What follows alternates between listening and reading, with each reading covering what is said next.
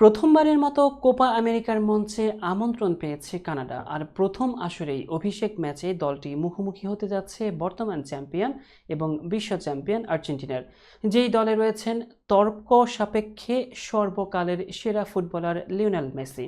তবে তাতে বিচলিত নয় তারা। মেসির কাজ কঠিন করে দিতে প্রত্যয় দলটি।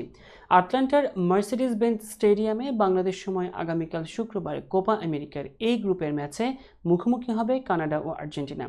এই ম্যাচ দিয়ে শুরু হতে যাচ্ছে 2024 সালের আসর।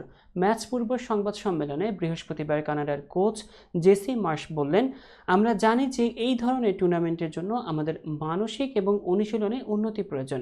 আর্জেন্টিনার এবং তাদের খেলোয়াড়দের মানের প্রতি আমাদের অনেক শ্রদ্ধা রয়েছে। আমরা ব্যক্তিগতভাবে অনেক কিছু প্রস্তুত করেছি, কারণ আমরা উন্নতি করতে এবং আমরা কতটা ভালো হতে পারি তা দেখানোর একটি সুযোগ হিসেবে দেখছি এই ম্যাচটিকে।